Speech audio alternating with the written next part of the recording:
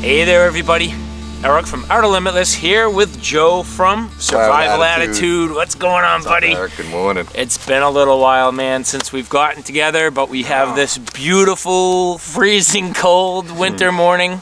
Yep. But we have a few surprises for you guys. Well, it's not so much of a surprise because you've seen the title of the video, but I have a surprise for you. I want to get these blades in your hand for the first time today. Now, we have a mission. We have the Work Tuff Stove WTS 380. We're trying to get the thing fired up today, but in order to do that, we have to process some wood. So we're going to take a look at two blades. This particular video going through the first one of the two. Now, what we have today, the Work Tuff Mt Laguna. So we'll get into a little bit of detail on this, but for the most part, just to give you a little bit of background, so Wingman 115, he is a YouTube channel, a YouTube reviewer, and content creator. Now at this point, moving forward, not only has Wingman done a ton of reviews of knives, but now he has his own concepts and he's bringing them to life. So that's what we're going to look at today, is the very first design coming out from Wingman, taking a look at his sort of brainchild, and we're going to get it in our hands, help us do a little bit of processing today. Okay, wait. Yeah, he's a legend in the industry, certainly a pioneer. You know, he's out, I think, somewhere where Midwest, or is he at Arizona? Actually, Colorado? He is in California. Is he really? Yes, yep, California guy. I always thought he was from Colorado, actually. Yeah. It's funny you say that because of the type of terrain that he's in. Reminds me very much of the Colorado Rockies, where I've spent a lot of time, but similar in a lot of ways, but yeah, he's out in Cali. Definitely. Yeah, so I know he's definitely got some arid climates, so I ever see him processing wood, it sounds like it's just like iron. It's so desert air, you know, hardened. So with his concept, let's see if it has some good forward weight, some processing ability, because I definitely feel it's going to be a pretty stout wilderness blade. I'm excited to use it.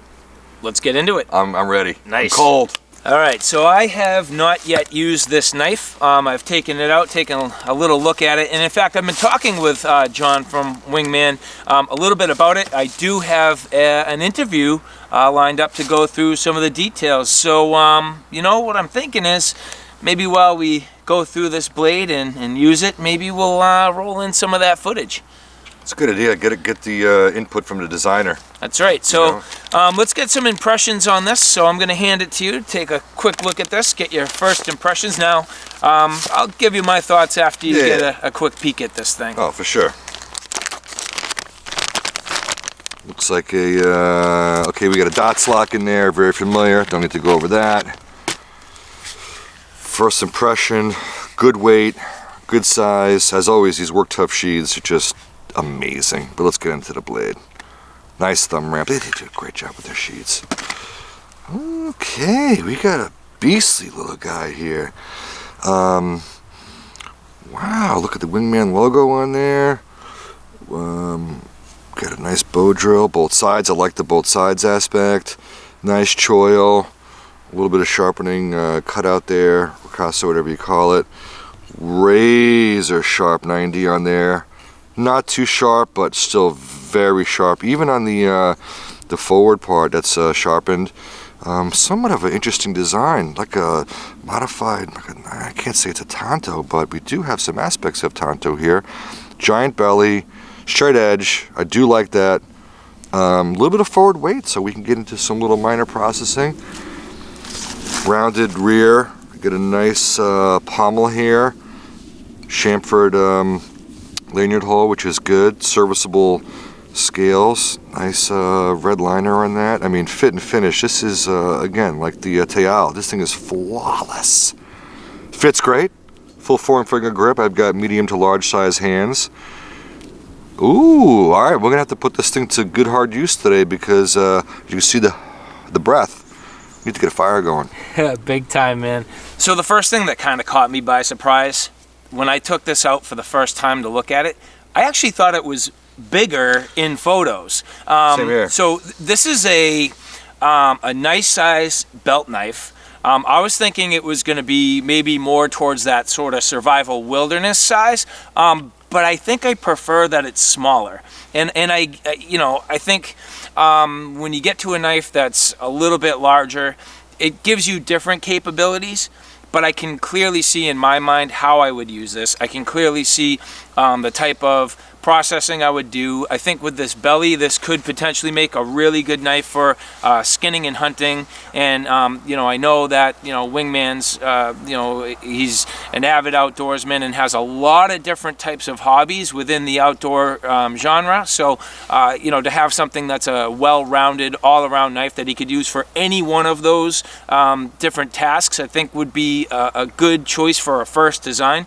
It's not like you're making this big, crazy survival wilderness blade, and then at that point you're like trying to like skin a fish or do little dainty tasks. So, I definitely think this design and the size of the knife will work well for that.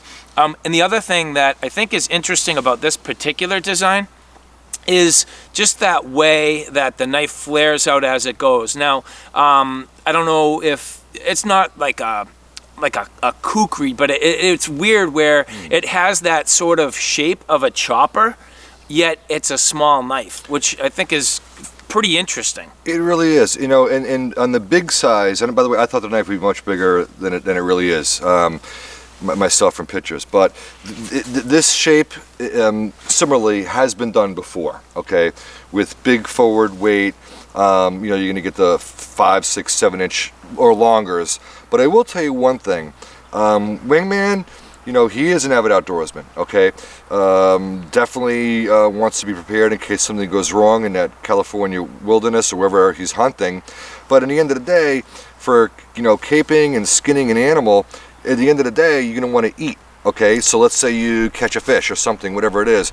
I love this blade shape because when you're processing food, it cuts so much easier. Instead of having to get the flat of the knife down, you get the cutting power right here. So, even if you're out there and you're trying to cut up a quick salmon or whatnot, or some back straps, and you throw them in the fire, you got a little wooden plank, you don't got to worry about your blade angle. Wherever you are, this is getting cutting edge. So great for food prep.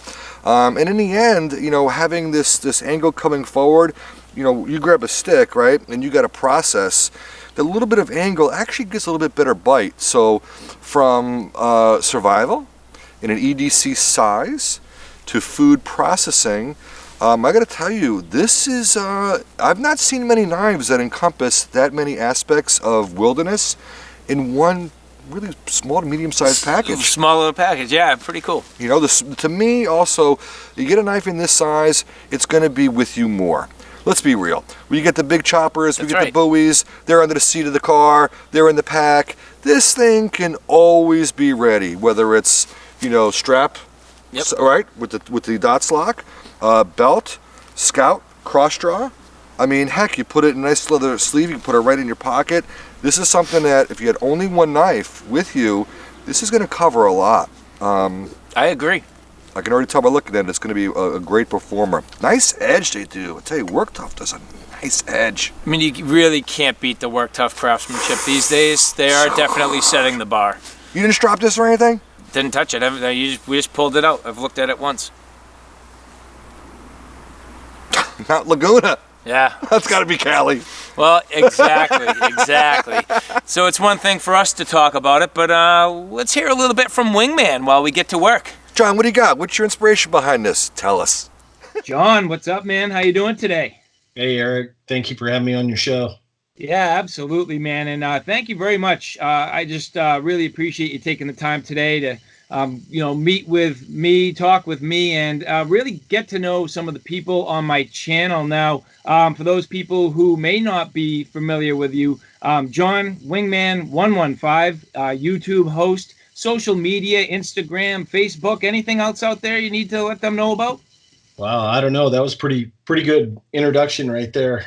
No, Nice. Just having fun on YouTube and on social media and just having a great time. I'm glad you're having me on the show tonight. Thank you. Yeah, awesome, man. I'm really excited. I've been watching you for a long time now. As I mentioned, as a YouTube host, I've taken a look at a few things and just going to throw, a few things over the bow here. Just, Okay.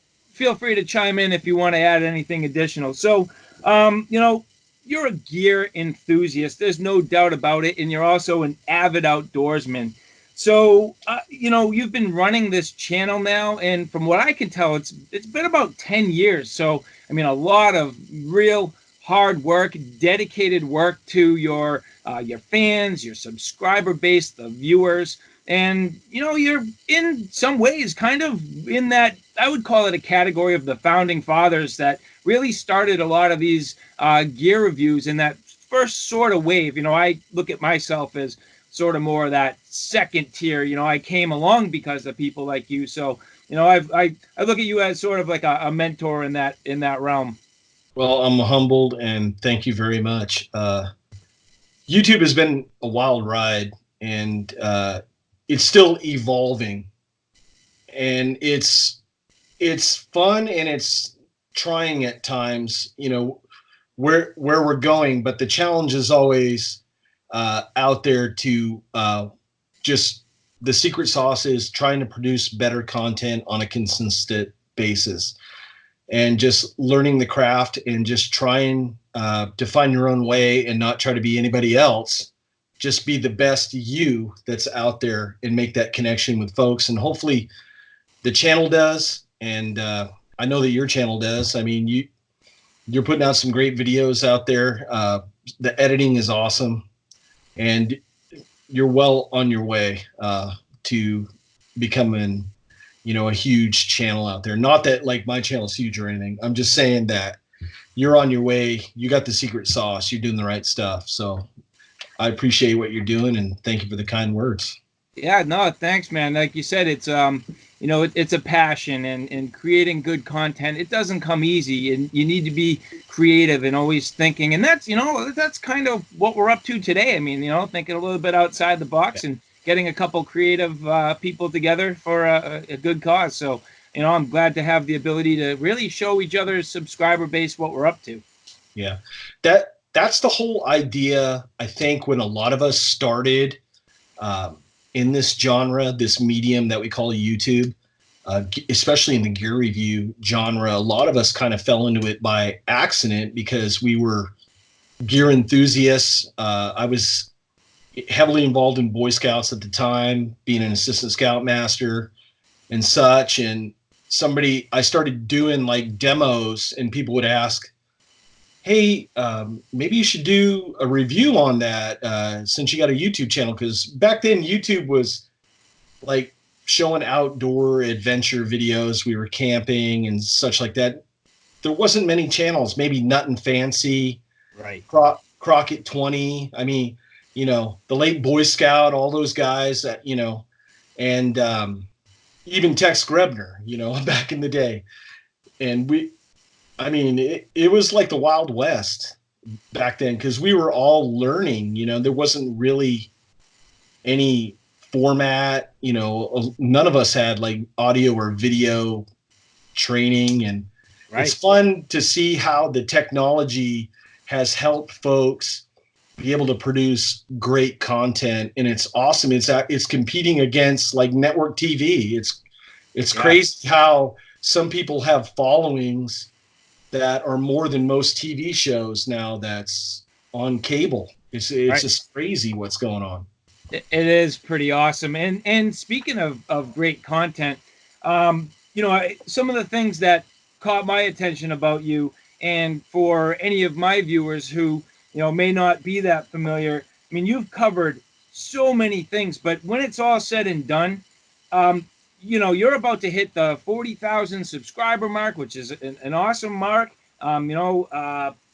You've posted more than 660 videos. So I mean, when you look at that and the amount of work and the passion behind that and that need for creating content and that thought process, it's definitely impressive. And in that, so many different important outdoor genres such as shelters, tents and tarps, backpacks, pouches, bags. Most recently, like archery and slings and pellet guns. But one thing that I find is pretty interesting, you have, from what I can tell, over 135 knife reviews. The number I found was roughly about 139 knife reviews. So if you look at that as a percentage, okay, that makes up about 1/5 of your channel content. And now when you look at that in terms of years, that means you've dedicated 2 out of your 10 years to knife reviews. That's pretty And cool. I like that's that. pretty substantial, man. So, You know, I did the homework on that, by the way. Yeah, I'm a statistic freak, so that one kind of blew me away. I appreciate that one. Yeah, I thought it was pretty cool. So with that, let's just say you know your way around a knife. I mean, well, at this point, right? I'm always trying to be a student. I don't ever want to say, I don't like the word expert or don't, you know, aficionado or whatever. I'm still a student. I'm always trying to learn. I'm always fascinated by steels. I'm just a knife nut. I love designs. I'm the biggest fanboy of people that just have awesome designs.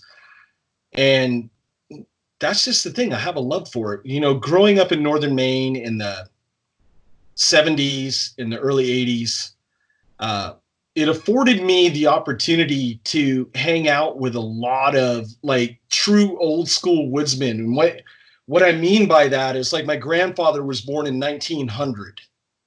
So, and immigrated over from Canada, came across, he was a logger for many years, and he was a foreman back when they used to do log runs on the rivers. They would cut wood, yard it with horses down to the rivers. Then when the ice would go out, you know, so I was always, those were my heroes. It wasn't baseball players, football players.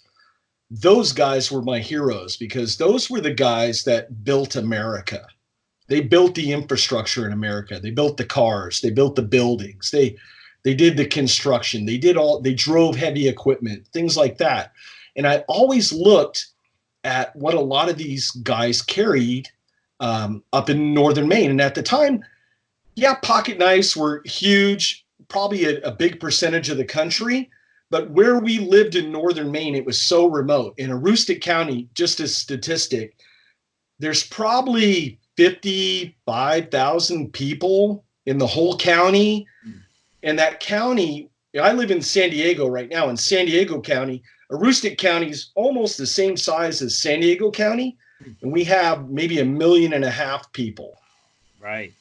Over 55,000-ish. And I think it's dwindling because the job situation, more people are going down in, you know, Mass and Connecticut and all that area for work. But I always was fascinated by those woodsmen. I was always fascinated by what my dad carried. He used to carry a fixed blade buck knife. I can't remember the model number right now, but I always loved those style of blades. And then my dad gave me, which I featured on the channel many a times, an old sharp finger. I carried this ever since I was probably 10 and gutted a lot of fish.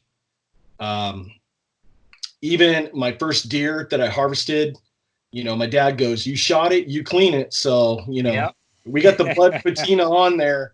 Of my deer, you know.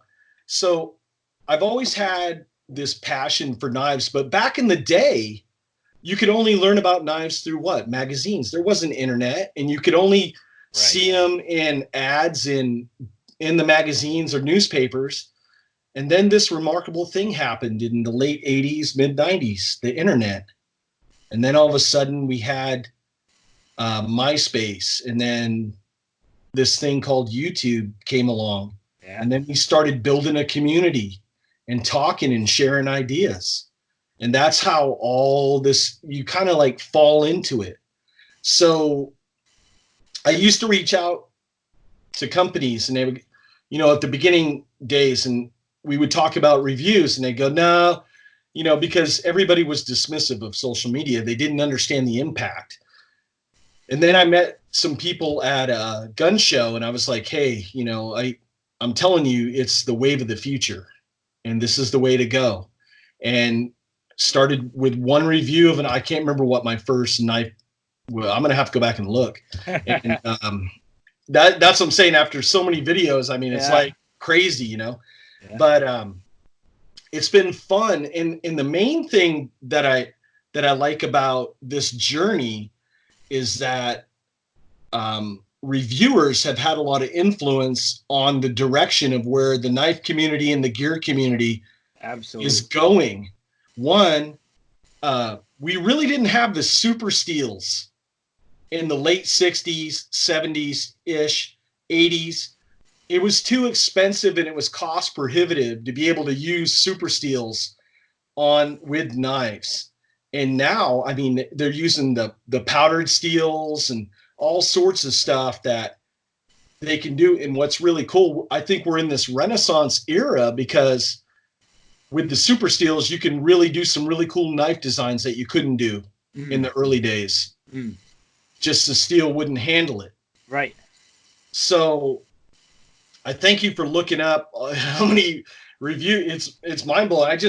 I never thought about looking up how many reviews, but it's been a fun journey. I mean, being able to go out and test blades, and just the functionality over that course of time, I started thinking, well, somebody asked me, we were at an event and we were having some adult beverages and they were going, hey, if you could design a blade, what would it be? And I was like, oh, man, I don't know. And they kept pressuring me. They're like, hey, come on, you're Mr. Review guy. Come on, what would you do? And my main thing is they go, oh, you'd probably go with, a long survival blade. I go, no. Because I remembered back to growing up with grandfather and with dad, even my mom, who's harvested moose, deer. I mean, she's an avid outdoors person. God bless her, 84, still getting her done. But they all carried blades that were no longer than 4.5 inches in the woods. And I said, you know what? I'm going to try to do something to honor that memory of those folks that paved the way. And that's when we came up with the Mount Laguna. And when I mean I drew this design out, and I had 4 or 5 trusted friends in the community. And I laid it on a table and I go, okay, I want your honest thoughts. And they go, honest thoughts? I go, please. I want your honest thoughts, because I don't want to go to market with something that isn't going to function. And the biggest thing for me, I said, don't worry about the profile of the blade. I'm more worried about the handle design. Yep. Talk to me about the handle design. And everybody, first thing they go, well, what's the deal with this choil here? And I said, well, for one, I'm not using it as a choil. I'm using it as a finger hook. So when I get up and I have to cape out a deer, I remember I used to run a trap line as a kid. So I always thought, watching the old trappers getting in there, skinning beavers, skinning fox and such, they were using their knives like that, but they didn't have the little choil in there. So they were just using it with their finger, but they were very proficient, right, with how they were able to do it. So the biggest thing for me was trying to get the handle right.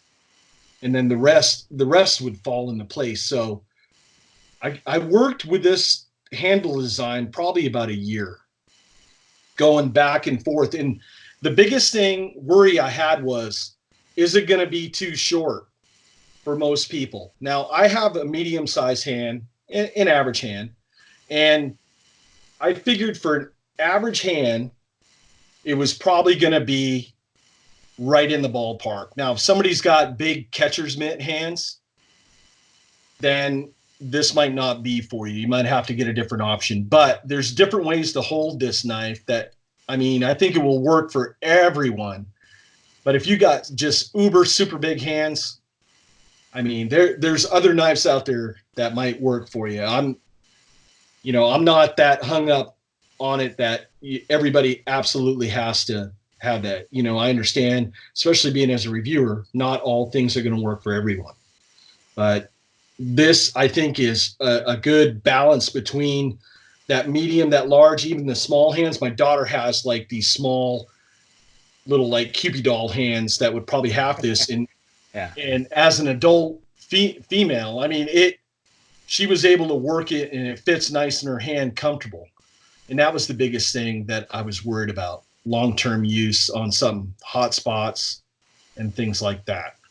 So after all this time reviewing knives, now, as you mentioned, you finally are a knife designer. Now, you had an opportunity to pick a manufacturer, yet you chose to work with Work Tuff. Let's talk about how that developed in your relationship with Victor Lin. Okay. Well, first off, I had to design for about 3 years, and I floated it around to a couple knife companies. And the biggest thing was, John, we can do your design, except it's going to run close to $300 a unit for retail. And I've always been on the channel about value. Right. I realize that not everybody has $250 to $300 for a knife. And, you know, people are working hard, and I don't want someone to spend a week's paycheck and then, you know, they're in trouble with their wife, significant other, whatever. You know, we all deal with that being a married guy, I understand, with kids and such. I wanted to find a manufacturer, one, that produced a quality product, good steel at an affordable price. So I had done a couple reviews with Work Tuff Gear. I was very impressed with the Bowler K110 steel. One, out of all that plethora, that cornucopia of knife reviews that I've done, I've never used that steel before. So it piqued my interest when Victor and I were talking. And I was pleasantly surprised, one, edge retention, of just how well, after a beating, the knife that I think I did the Cuyamaca and the Lamigo, I think so, and how those blades stood up to hard use. It was amazing how they did. And we put it through the test. I mean, when we go up to Mount Laguna, where I named the blade, they had a fire probably 10 years ago. So there was a lot of trees that had been cut down. And a lot of these pine trees, because of the fire, are almost like they're hardened. Like you're making a spear to go pig hunting and you put it in fire to get the tip of that spear just uber hard. And that's how hard some of these tree limbs are. So when I'm hacking, and I've had knives that actually in the past that I've broken doing reviews on some of these trees that we were doing the reviews on the Work Tuff Gear knives. So I reached out to Victor. I said, look, this is my goal. I have a design. I shot it over to him. And he said that he liked it. And then they did a 3D scan. And then they sent me a prototype of the handle and what my thoughts were. Just like a little, they sent me a mock-up, like a 3D printer mock-up of just like the handle. And I was like, okay, now I'm feeling it in my hand. It didn't have the weight of the knife, but I knew in the handle. And then I came back. Victor threw in a couple ideas that he had that was very good because he's the professional, does this every day. And my main thing was, I go, Victor, what price point can we deliver this at? Because my goal was I wanted to deliver a blade that was under $100. I figured the average person out there can afford $100. You save a little bit here, you save a little bit, you know, you can find a way to get $100. Right. So when the dust settled and I got the prototype and then we got everything approved, he goes, I think we can cost this out where we can retail for around $90. And I was like, all right. Yeah. Because I wanted to make sure that we had something that was accessible to everybody out there. And I just want to say thanks to everyone who bought one on the first run. And we're working really hard to get the second run out to you folks out there. Vic's working day and night out there. He's got so many irons in the fire. I don't know if he has time to sleep. He works so hard. You know, it's awesome that you were able to pull that off in a lot of different ways. And going back to what you said about value, you know, value is one thing to get a knife in your hand that looks good and feels good.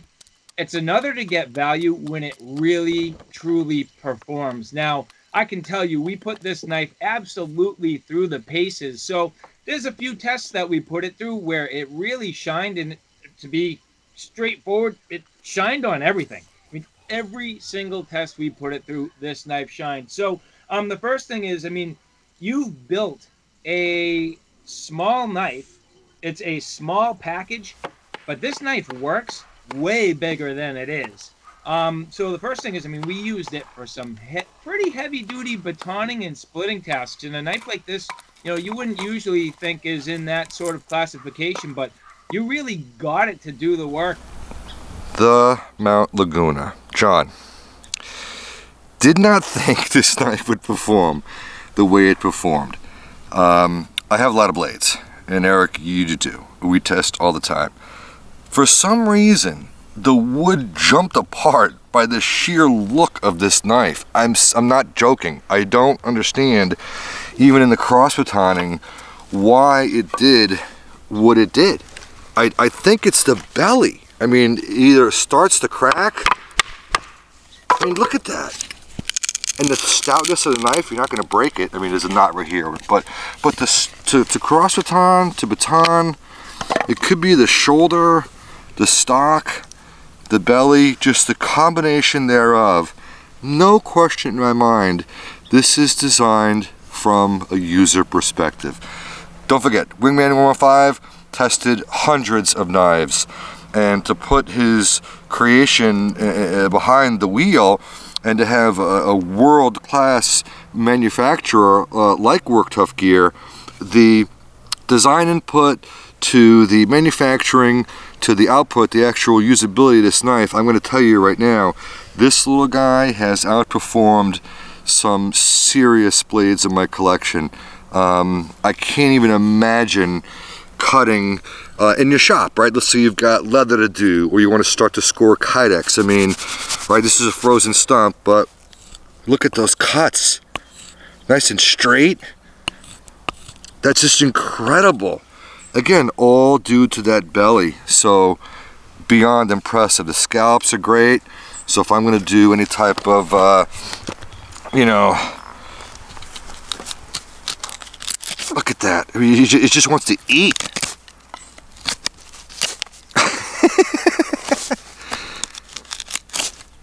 It's a beaver. Perfect size choil. You lock right in. Not too big, not too small. This has nice thick liners, gives it really good aesthetics. Definitely stainless steel bolts. We whaled on this frozen wood, and the handle scales have not come loose, wiggle at all. They're solid. Nice pommel here. You know, this is G10, so it's very, very strong. So if we had to break up some debris, I know John does all the time with those giant California pine cones, right? He gets his tinder. Not even a mar on the steel or the handle scales. So I have to get one of these. I have to get one of these.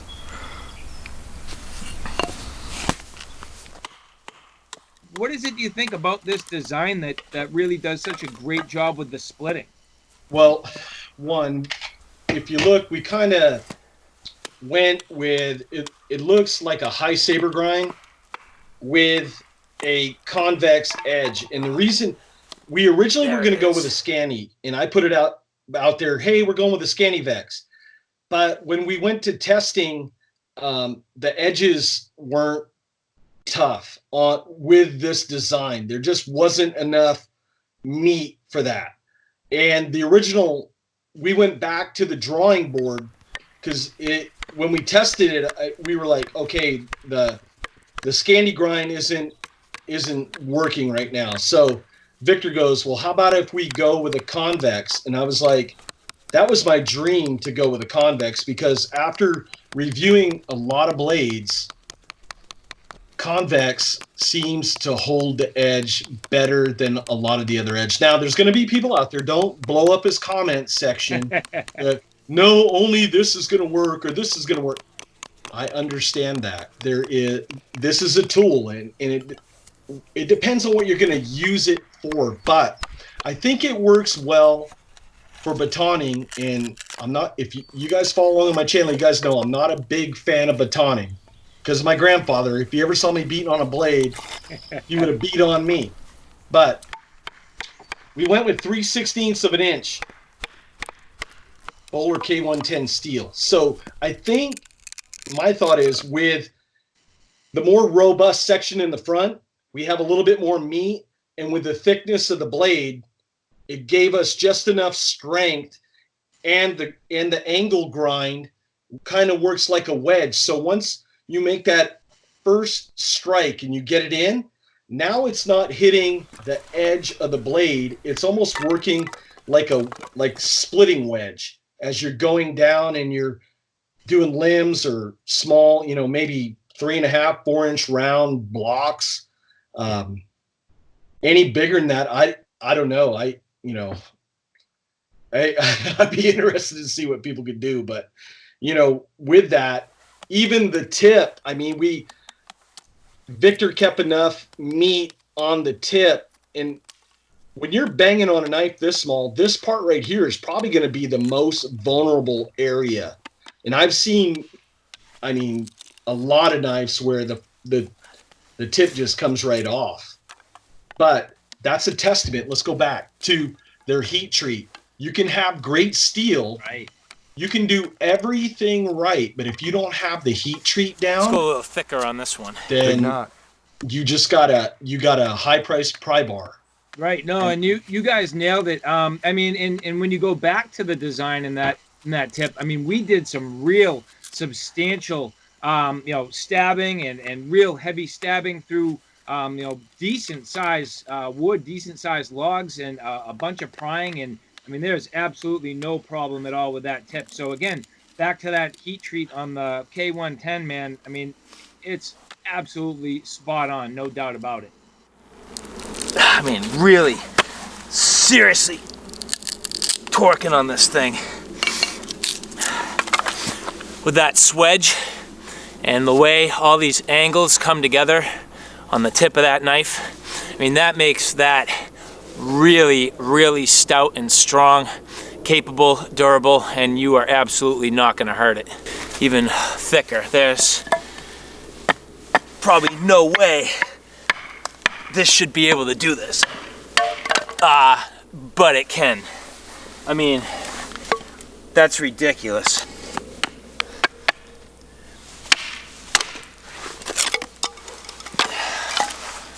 I mean, look at the thickness on this piece. Let's try this out. Got to be careful. There's not much in the way of a guard here. However, because of the length of the handle and the way that this indexes, you do get a nice full grip. So as long as you're careful, you can do these stabbing tasks, but you do run the risk of running your hand down the blade.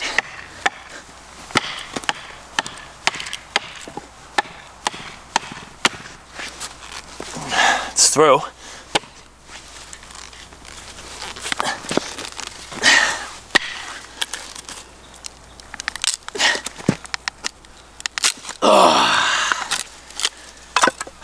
Let's finish this baby up.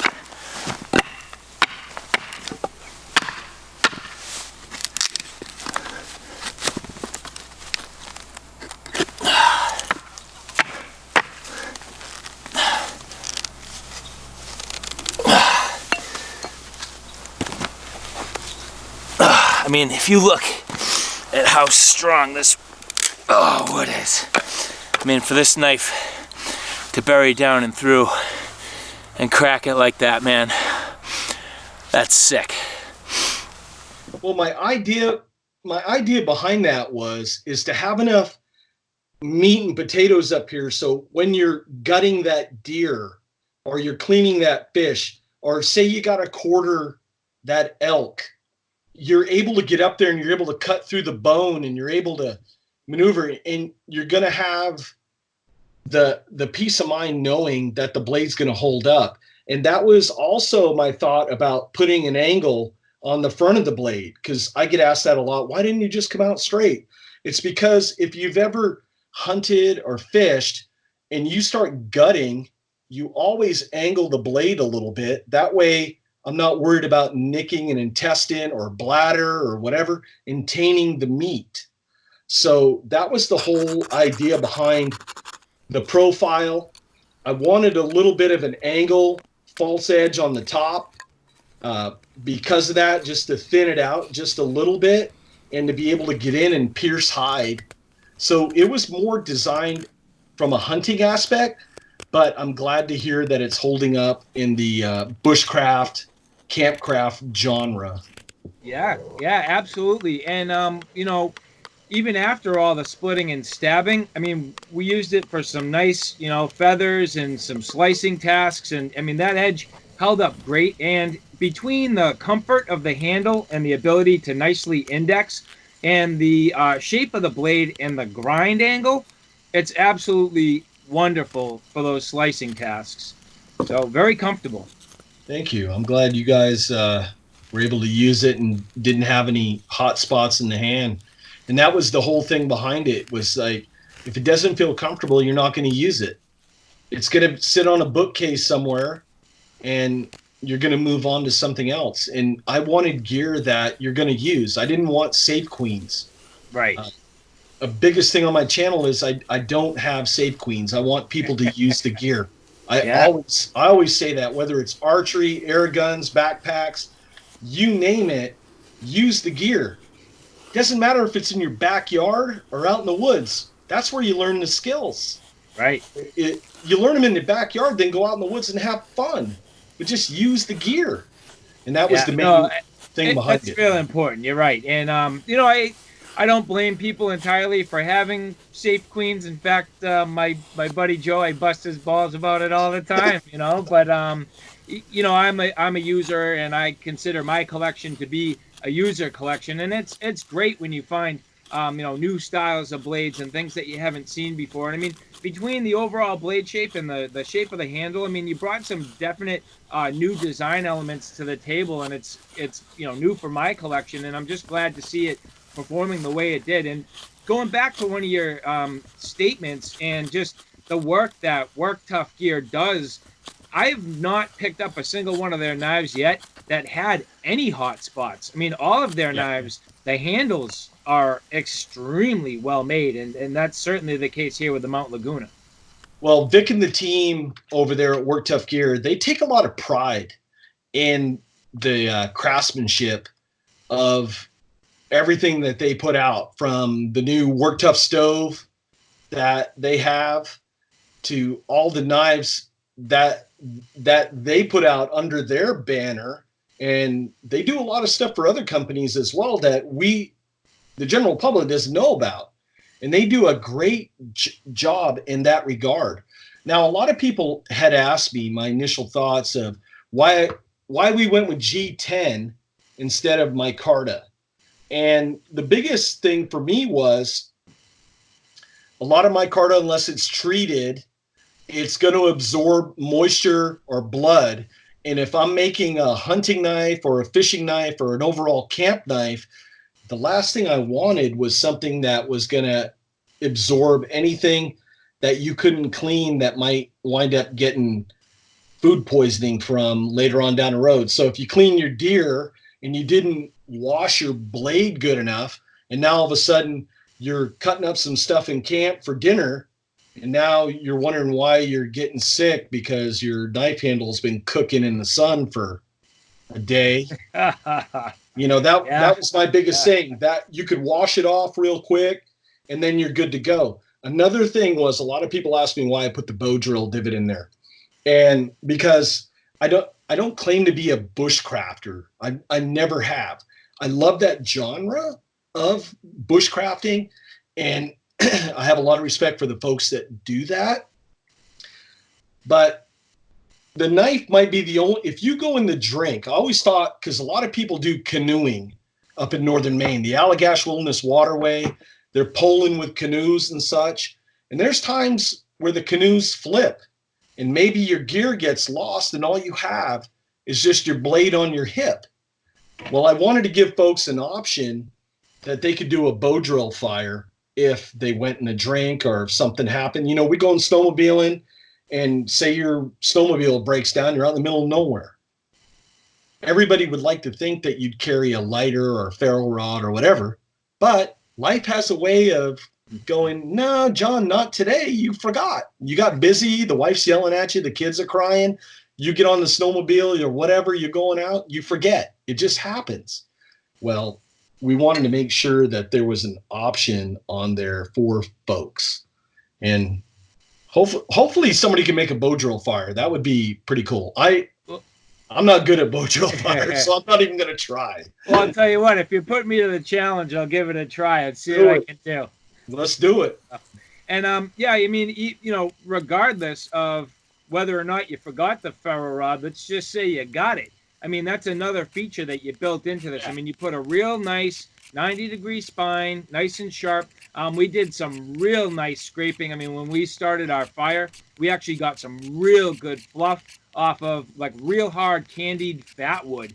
And you know, that was key, getting that nice, you know, fat wood all fluffed out and ready to go, and then just hit it real quick with the ferro rod and boom. I mean, thing was lit nice and quick and easy. And you know, that 90-degree spine, I mean, it's, you know, it doesn't bother my thumb, not in the least, but it does a lot of work. So, I mean, nailed it there.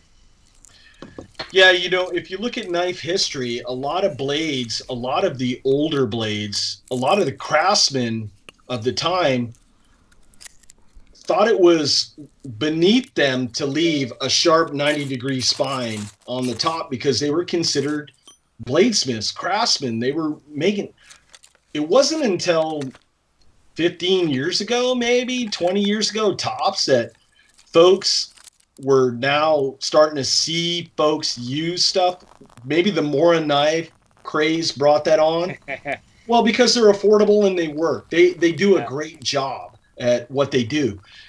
And with that, I think folks got accustomed to that. And the community now considers that like a benchmark of, if you're going to have an outdoorsy type blade, they almost demand to have that on there. So when we were finalizing the design, I asked Vic if we could do that, and he said that, I mean, that wasn't a problem. That was in his wheelhouse there. And Yeah. I mean, this is a sharp. Sick. Yeah. And I think with that heat treat, it's gonna, that 90-degree spine will last quite a while. You know, now with hard use, you know, your mileage is going to vary on how durable that's going to be. If you're scraping wood, fat wood and such, it's going to last you a very long time. If you're just raking everyday ferro rods and just trying to wear that ferro rod down, Yeah. then one, I think you're going to heat up the steel a little bit, and mess, you know, on any knife, you're going to heat up the steel a little bit. And I don't know what that would do with the temper of the steel, but for occasional ferro rod use, I don't think you're going to have a problem with it. And it's 90 all the way down to the tip. So that's what's good. Yeah, I love that. I love that. Yeah, you did a nice job. Now, something that was a little bit surprising. Remember I told you right when we got started, this is a small knife that did big work? Yeah. So this little mod, we put this tiny little Pinkie Lanyard on here. Yep. You just get that little Pinkie Lanyard, you get back on the knife, and man, I mean, we did some actual pretty substantial chopping with this little guy, and hell, it'll do it. My friend Jaime, who I feature on the channel quite a bit, did a video for me on the channel about knife lanyards. And he talked about, like on a knife with a handle like this, that he puts a short lanyard on there as well. And he actually, his knife that he has done the same thing.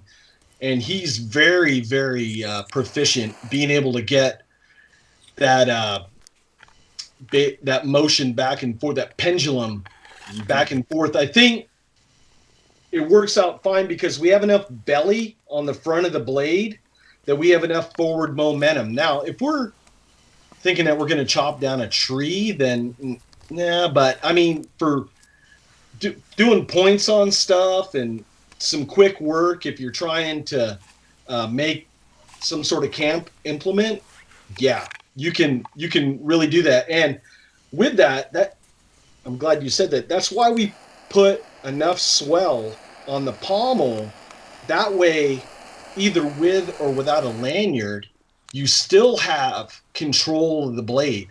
Just with that index finger cupped around, you are not going to lose that knife. Now, always be safe and caution, nobody around, stuff like that. But if you can use that lanyard with that, yeah, it's one, it's safe, and two, you're getting maximum force out of that. Pinkie Lanyard, very important for me, because number one, when I did this, well, I didn't like the long lanyard hanging around and over the wrist and this and that and everything else. It's just, when it's sheathed, it's dangling, it's waiting to be caught in a branch and extracted. This is small, and it's very little risk, I think, that somebody's gonna get and pull out your knife. But once I did it, I realized you're getting the strength of like a twisting motion. You're almost getting more purchase on the handle, and that power transfers all the way to the tip of the knife. Plus, if you're doing any type of prying, let's say, oh no, you're not going past your pinky. You're really keeping a safe motion when you're coming to prying. So let's do some digging here. I mean, you're only relying on the choil if you don't have a pinky lanyard. I mean, that is powerful digs. When that blade steel, the non-sharpened swedge.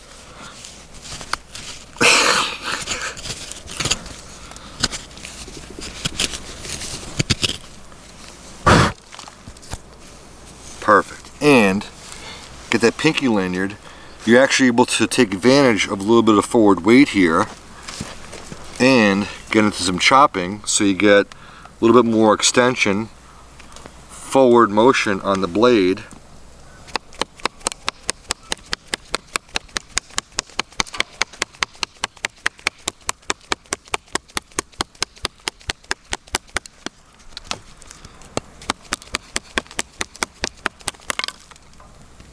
Safe.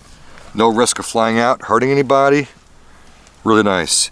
If you're doing other tasks, let's say you're fishing, I tie my own flies, let's say you change fly or change lure, you gotta go in, change it, it ain't falling it out, right back at it, do whatever you gotta do, cut your line off. So I like the pinky lanyard. It gives a little bit of look. You change the paracord to many different colors and it gives different aesthetics. So also it's nice, Work Tuff did an excellent job at chamfering the pinky, the hole, the lanyard hole. A lot of times people just drill right through, or they have a brass lanyard tube and it's non-chamfered, and within an hour of working on it, you're really gonna start to cut off that paracord. I mean, look at this. After swinging on that thing, not one bit of fray. So that chamfering is really, really well done. Nice job. Yes, Yeah. no, it did a great job. And I mean, nothing super heavy duty, but when you need it, you need it. So, one of the things I just wanted to go back real quick, just briefly to talk about the tip and the fact that the tip here is just nicely centered. So you were talking about, using it for skinning and being careful to not taint your meat. Well, the flip side here is on top of that for the bushcraft tasks, well, you got that nice, ability to drill and dig and pry, and with the nice stout tip, I mean, it does, a real nice job. So we were able to even, use it for some drilling and, basic digging tasks. And actually, when we got into our food prep, we had a can, we were cooking, and we didn't have a can opener. So we actually used the knife to dig the can open and get right into it. And man, it did it no problem. Nice. There's gonna be times when your can won't have a pull can and you don't have a P38, whatever, can opener. I really don't recommend this. Number one, it's dangerous, but in a survival situation, you gotta get to this food. There's only one way to do it. So let's test the Mount Laguna. And I'm sure we're gonna have some edge damage, nothing that can't be corrected when we get home. But let's just give it a go. I'm not going to use a Pinkie Lanyard on this one because I want to choke up as much as I can. Oh my gosh. Is this serious?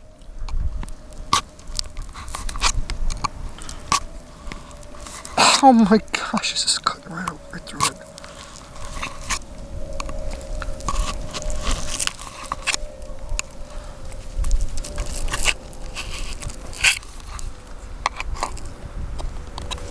Why do we need a can opener? There's 0 edge damage. Razor still. Very, very impressive for a survival knife. I have done this with other blades. I've done it in 1095. I've done it in full Scandies, and I've had destroyed edges by doing that. And that is literally something spectacular. There isn't even a chip or a roll, and that is still razor. That's my sharp test. If it lays on your fingernail, it's all covered with soot and smoke. Doesn't slide off by its own weight. That means it's digging in properly. I mean, that's what you want. You want the bite, so impressive. So Joe, Yeah? how thick is that rope? About 1 inch. It's more than an inch. It's frozen too. That's way more. That's more than an inch. Well, it's at least an inch. I would say maybe 1.25 inches. I'll go with that, but it's still frozen. Oh, dude, frozen. It's still solid. completely frozen. Nice. I don't have good doubts, I'm not gonna lie to you. I don't. Because we cut can. It's not been dropped, nothing has been touched to this edge. So you want to do a I want you to pull cut through that. pull cut it. Pull cut it. Alright, dude. A lot. It's so cold. Are you gonna be able to get your hands on it? Yeah. Survival attitude's hands that don't get cold. I don't know, dude.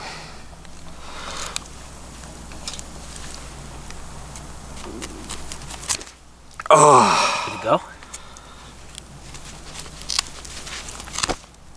It went. Nice.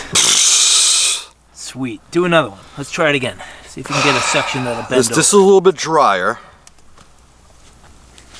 Okay.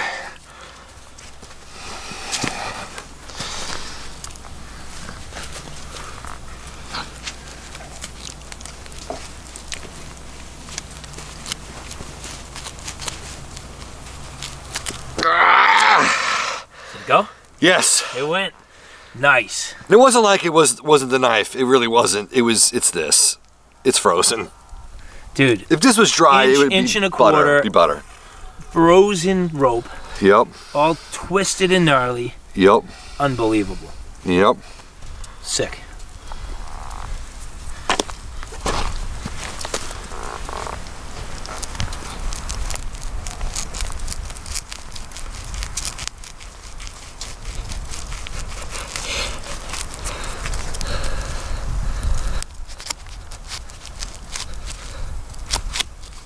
There's that belly.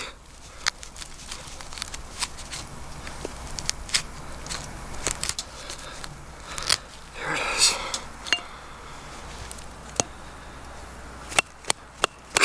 What?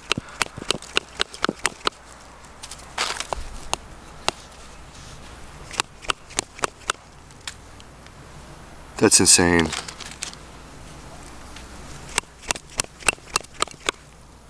It's ridiculous.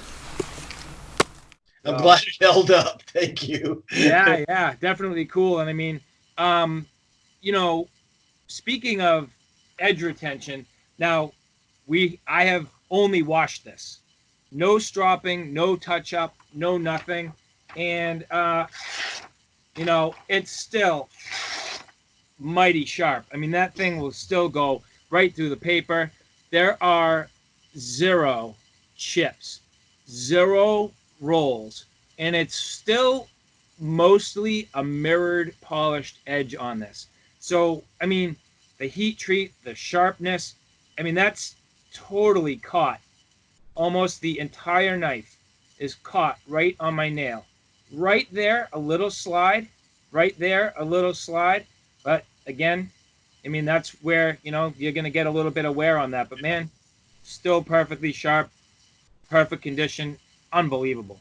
Well, that's just mass respect to Vic and the team at Work Tuff. I mean, they do a great job, and you know, just a PSA on that. It depends on the hard use, right? That you do. Obviously, like I had one friend, we were at a rendezvous, and he had a brand new knife. I won't mention the brand, but it was a well-known brand, and he was batoning a piece of wood, but it was a piece of pallet wood, and it had a nail in it. Ah. And then, I mean, it totally rolled the edge. So, I mean, things like, you got to think about that. Will it split pennies? Yeah, I'm sure. Would I want to? I don't know. It's meant to be a hunting knife. I don't know. But you know what? It's people buy the knife. You can do whatever you want with it.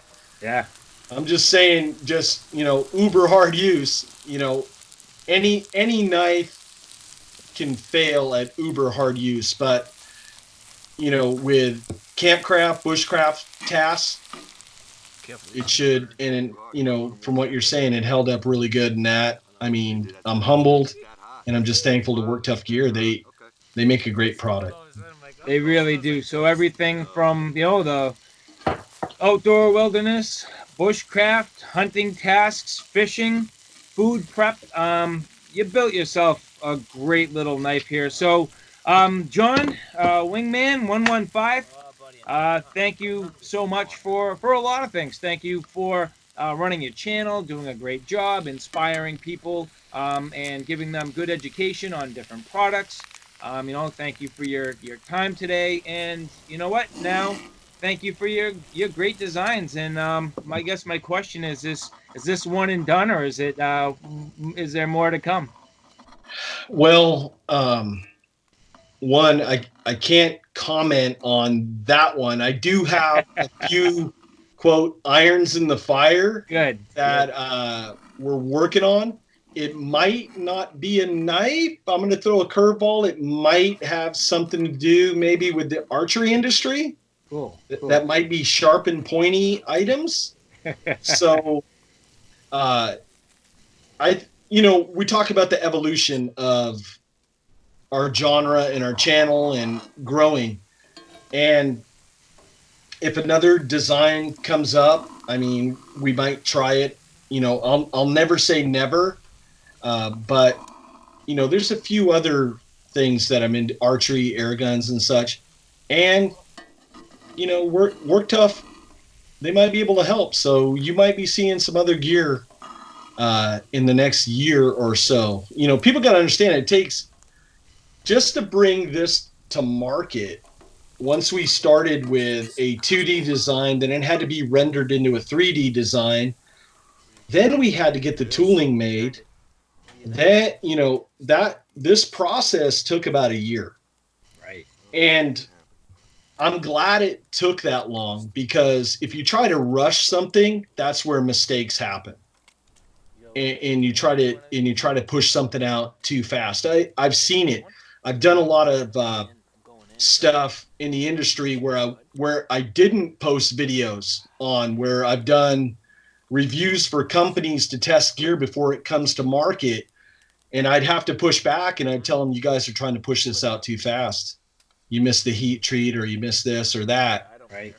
Vic and the crew over there, they know what they're doing, and they do a good job at it. So I was just blessed where, I put it in their hands, and they built a great product. And for that, I'm grateful to Vic and the crew over there. And I'm hoping that we can get more in stock, so, everybody can get one in their hand. The biggest thing, and if I could use this for a moment, a lot of people from Canada are asking me, and a lot of people from Great Britain are asking me about if we're able to sell it on Amazon over there. And I'm hoping that if we get good sales here and we're able to get multiple runs, that we're able to get it in the Amazon warehouses in Canada and Great Britain. Oh, wow. The issue that we have here is postage. So, I have there's a gentleman in Canada. He wanted a knife. I said, you know what? I have an extra knife. I'll sell you one of mine. But the postage was like $23. Wow. Yeah. So the postage is a third of the cost of the knife. And plus you figure in the Canadian differential in US dollars. And I was like, man, you know, I felt bad, but, you know, shipping $23 out of my pocket is like, you know, come on, you know, I can't do that. So that's the thing that we're up against right now. So just the big thing is if you're watching the video, let Vic know that you want one. Go over to Work Tuff Gear's Facebook page. They have an awesome Facebook page, and shoot them a message. Say, you know, back to the old days, I want my MTV. You can tell them that you want your Mount Laguna. And if I can share real quick, a lot of people ask me how I got the name for Mount Laguna on there. I've been in San Diego since 1984. I came out while I was in the Navy, and I had a craving for the outdoors. And if you come to San Diego, it's like High Chaparral. It's like coastal desert. You're in between eco zones. So somebody said, hey, if you drive about an hour east, there's mountains out there that are around 5,000 feet, 6,000 feet. And I was like, wow, man, 5,000 feet. You can drive up that? Because in Maine, the only thing we had was Mount Katahdin. That was close to 5,000 feet, but it took a day to climb Mount Katahdin. And I said, you know what? I'm going to drive out there. And I drove up there. It's like 6,000 feet where Mount Laguna is. And I just fell in love with that area. And when I started the channel, I started doing reviews out there because I figured it was one of the best backdrops to do it. And I said, you know what? To honor that memory, you know, I asked Vic if we could name it the Mount Laguna, and he was like, yeah. So that's where we got the name of the Mount Laguna, through using products out there, testing it, giving honor and homage to the place that has brought me a lot of joy over the years. And it's just been a fun ride, man. And I appreciate you having me on your channel. I really do. I'm humbled, and thank you very much for all your kind words. I appreciate it, man. And you know what? I'll tell you, hopefully this is just first of many. I think there's a long way to go for all of us, and we'll continue to do what we do, create great content, hopefully create some great products, and you know what? Build some memories. So I look forward to it, and you know, thank you very much, and we'll see you very soon. All right. Thank you. You have a good night. Take care, man. So the first thing I'm going to say as we conclude, John, Wingman 115, you absolutely nailed this. And in collaboration with Work Tuff Gear, unbelievable, great performance, awesome little knife. Beyond awesome. It feels small and nimble, but its capabilities are as big as a 5-inch blade. You know, we sparked that ferro rod. There is absolutely no rounding, no rollover on that edge at all. We cut through a can. Yeah? Okay, a frozen can. Yep. And there is not one chip or roll on that edge. There's not even a scratch on the blade. I agree. And this K110, you know, is basically the equivalent of D2. Okay. It's a bowler product. Now, people have always given D2 a hard time for its chippiness. And I've always said, if you know how to heat treat D2, you got a steel that's a great workable steel. And this is a testament to that. It really is. It really is. I have had nothing but success with bowler steels. They know what they're doing. The handle is incredible. You know, you have just enough here choil to get that finger in tight. You don't need it to be too big, okay? Because a lot of times when I'm working with this knife, I found I'm backing off on the nice fat palms, the palm swell, so it fits in there nice. So I'm using just the front part of my finger to get in and hold that thing really tight. As far as batoning, I can't understand how it batoned so well. I really can't. I think it's just that blade shape. You got full flat, convex obviously for the edge, but full flat going to a nice high shoulder, and then at point it just cracks that wood. And I really think that this belly makes a difference in setting the knife in that log, and that helps guide the crack. I had no wavering whatsoever in any of those pieces, and some were really knotty. Right. They all split perfectly. Yeah. It didn't matter what task it was. And the other thing, I mean, obviously, you know, those stabbing tasks and getting down through the wood and cracking down through that, it went through no problem. That nice swedge on top and everything about it really worked well. Now, Joe, you had one little observation about maybe softening up on the steel part where that guard is. Yeah, you know, I think on the Nomad they did a wonderful job, and it's not easy to do because we've got to get really close to the handle here, the actual G10. But if you can just sand that out a little bit, you know, it's not going to change retention of the Kydex anyway. It's gripping tightly, but it's going to help just a little bit. I felt that right here is a little bit of sharpness.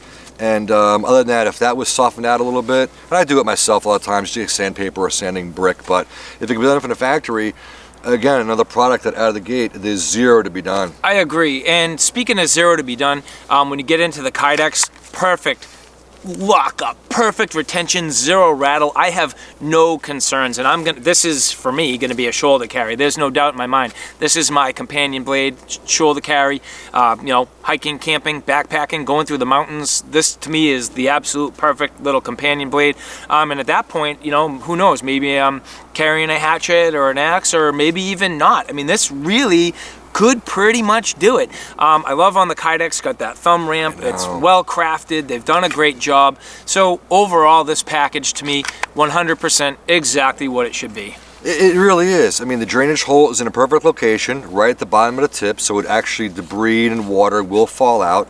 I actually like the fact that though it's taco, they didn't go full round and then put just a single grommet at the end. I actually like the flatness, because if you're belt wearing, you're not going to get a point digging in you. I really like that. And some people add leather or different things in the bottom to protect the Kydex. I think that's really cool. It's just really good looking. I love the fact that Work Tuff is giving homage to the designer. John's logo is on here, which is absolutely great. That's respect and a great way to showcase true collaboration. Wailing on this with that wood, there was not one wiggle, anything to that handle.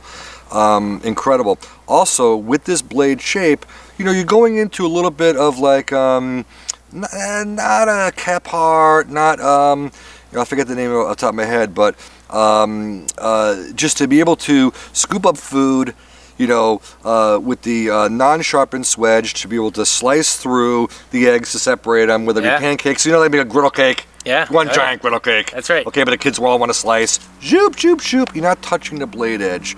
I can't speak enough about this knife. It outperforms anything in the, this is probably maybe a 4-inch in total. I'm guessing right now. This thing absolutely outperforms 5-inch cutting edges that I have all day.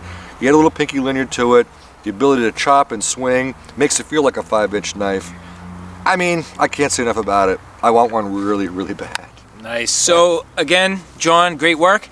Greatly appreciate it. And to Victor Lynn at Work Tuff, nice job, excellent execution. Again, just continuing to set the bar, continuing to up the ante with everything they do, the fit, the finish, the quality, the design, the collaboration, this community that they're building. It's greatly appreciated, and something that, as a consumer out there, you guys, you really need to be looking at this brand and keeping an eye on this stuff, because it is top notch. It's true. And one other note, so this will be the third knife that we've tested from Work Tuff. Yep. The Teal, the Nomad, and the Mount Laguna. And the one thing is I will say this. When I first saw these knives, mostly on your Instagram, okay, OUTER LIMITLESS, I was first, and Eric will tell you, when we talk at nights, you know, I'm like, I don't know. I just don't see it. He goes, Joe, it's in my hand. You have no idea. So what I really do appreciate about this brand is they're a little bit non-conforming. They're not going on a standard, whatever look, okay? But what's unique about it is something that's strikingly different in its look, but the performance, I feel, is actually better. And that's what all three knives that we've seen so far. So far, it's been some of the best performance out of any brand that we have tested. I firmly agree. Yep. So, unbelievable. So all right guys, so there you have it, a look at this Mount Laguna John from Wingman 115 design and manufactured by Work Tuff Gear. I hope you guys like what you saw, and I hope you found it a little bit informative. If you like what you saw, please like, share, and subscribe. And as always, thanks for stopping by. Take care now. We'll see you soon. Real soon.